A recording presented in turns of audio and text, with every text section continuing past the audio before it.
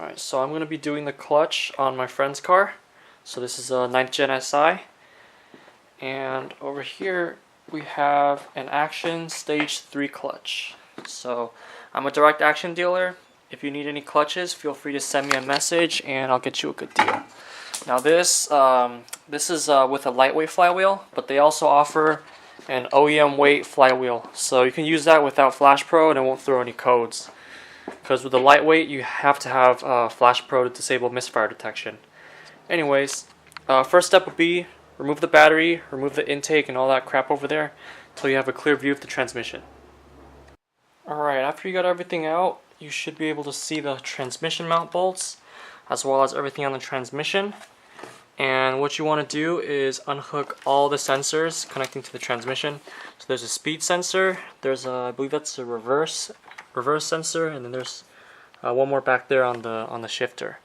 So that's the that's actually not a sensor. I believe that's a solenoid to lock you out of reverse when you're going past a certain speed. Anyways, you also want to have to get the shift cables off. So in order to do that, what you have to do is just bend the pin so that it gets out of the way, and then you should be able to pull it out. After you pull those pins out, the shifter assembly or the shifter cable will come off of the shifter assembly, and this one also. So, oh yeah, I forgot to mention, there's actually 3 12mm bolts holding the shifter cables in. So it's going to be right there, there, and on the other side on the bottom. So this connects to the transmission case. So the last step is to go around the transmission and look for anything that's being bolted on. For example, a wire harness over there. You're going to want to remove anything that is hanging onto the transmission, because we're going to be removing the transmission. If anything is bolted on, like the clutch line for example, it's going to pull it right off. So the slave cylinder is unbolted.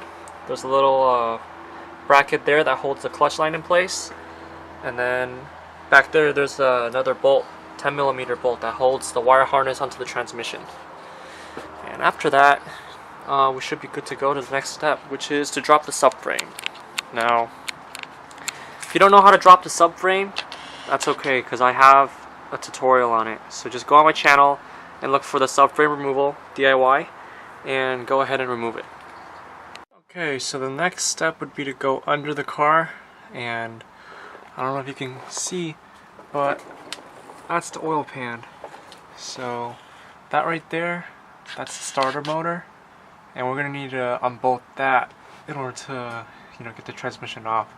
So there's a 14mm bolt on the other side, so it's going to be in between that and the intake manifold, and also there's a 17mm bolt.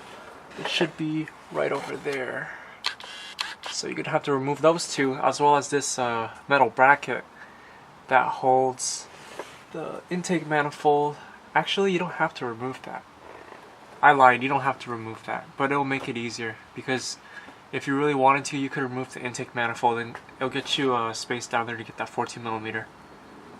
Okay, so when you're removing the starter bolts, 14mm is a big pain in the ass. So this is what I found that works for me. So this is a 1/2 inch drive ratchet from Harbor Freight. Here's a converter, and here is a 3/8 inch drive 14mm socket. So I actually had a really short extension, which is, if I can find it, it's like maybe an inch or so, but oh, it's right here. So I actually had this extension right here, but that extension was just a hair too long, because otherwise the ratchet won't fit in between that bolt and the knock sensor. You'll see what I mean. So anyways, this setup worked out perfect for me. The extension is a little bit longer, but this one worked out perfect. So this gave me just enough room to break that bolt loose, and as soon as I broke it free, I was able to use a socket and unbolt it by hand. So that's how I got the 14mm out. Now we're going to have to drain the transmission fluid and take out the axles. So this right here, this plate needs to be removed in order to clear this axle out, otherwise the metal ring will hit the bracket. And also there are 3 14mm bolts over there, and those need to be removed as well in order for the axle to be freed up from the engine block. Now on the other side, it should come right out. All you need to do is get a pry bar and go ahead and brute force it, and it should come out. Now, as you can see, sorry, it's a little hard using a camera down here, but I also removed that inspection plate. And what you're gonna need to do next is go around and remove all the bolts that's holding the transmission onto the engine. So as you can see, this is the engine, well obviously, and then that's a transmission, and if you follow that seam where the transmission mates with the engine, you go around and look for all the bolts that's holding it in, and you're gonna need to remove those. So they're either a 14mm or a 17mm. At this point, all of the bolts that are holding the transmission onto the engine are broken free, and I can just remove them with my fingers. I just kept them on just to be safe in case, transmission does want to fall down, it'll hold onto the bolts. So the only thing that we need to remove would be the transmission mount. So those are all 17mm. So there's 1, 2, 3, and then there's 3 on the transmission itself. So after you remove those, the transmission will be free hanging. So what I have here is my cheap Harbor Freight jack, and I'm supporting the transmission at that spot right there. As you can see, that is where the transmission is the heaviest, so that's going to balance the weight. I know this because I've done it a few times already.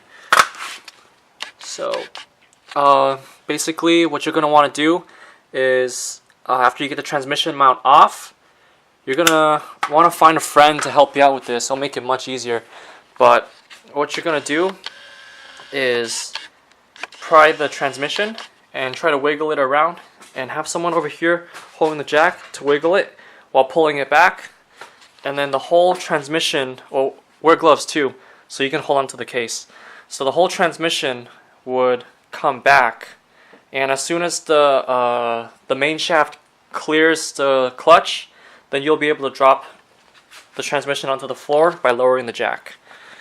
You'll see what I mean after I get the transmission off. It's easier to visualize once you see how the clutch assembly is on the engine. Alright, I'm getting ready to put on the lightweight flywheel, and just want to make a quick note. These bolts that you removed from the pressure plate and flywheel, they are, I believe, torque to yield bolts, so that means that they're supposed to stretch after you torque them down so they won't back out. Now Honda says you cannot reuse them, and in general practice you shouldn't reuse torque to yield bolts, but if you do, just make sure you have a bottle of thread locker, so that'll prevent the bolts from backing out. So I have thread locker red here, and I'm going to be using those on the pressure plate and the flywheel bolts. Now these bolts right here, the 17mm 12 point, these have a torque spec of 91 foot-pounds. So those are going to go on the flywheel. And then after I get everything on, let me explain. There's actually a tool that comes in your kit, which is the clutch, whoops, it's a little dirty, clutch alignment tool. It's going to look something like this. What this does is it simulates the main shaft on your transmission. So it's going to pretty much simulate that shaft, so that it will align properly once you get the case back on. But those tools are usually trash, so what I like to use is, don't think I can find it right now, but it's the main shaft from my stock transmission, or my stock main shaft that came with the car essentially. So that I found usually works better. And what I do is, after the flywheel's on, I would put the clutch and the pressure plate on, and then tighten the bolts by hand. Now with the clutch alignment tool in there, I usually hold it straight, and then I start going in a crisscross pattern, so that way you don't warp the pressure plate. I just go ahead and hand tighten them until the pressure plate clamps onto the clutch and prevents it from moving. Then at that point you can go ahead and take that tool out and then just torque it down to the torque specs. And these small bolts, the 10mm ones, the torque rating for those are 19 foot-pounds. Now this is the transmission. That is the throttle bearing. This is a new throwout bearing. So in order to change this out, what you want to do is push down on the clutch release fork, and once that comes out, you should be able to slide it out. And once you slide it out, what you do is you just put the new one on, but make sure you use some grease on the inside the hole where it slides onto the shaft. And I like to use a little bit of grease on the part on the splines, so that way it can slide into the clutch a little easier. But you don't want to overdo it, because if you put too much grease, it could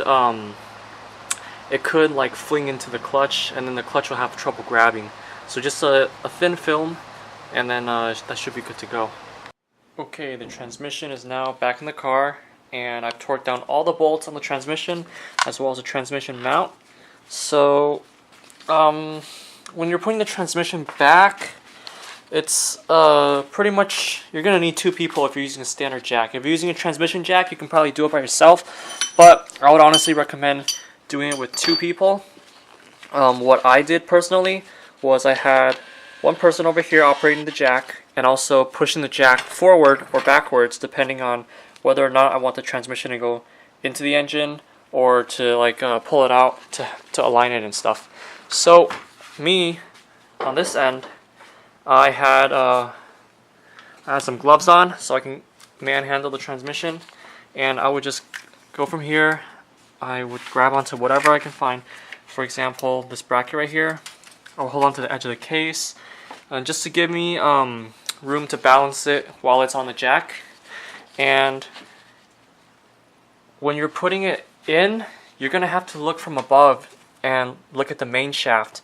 And what you want to do is make sure that main shaft is going into the clutch. So if it's not going in, then the transmission won't go in.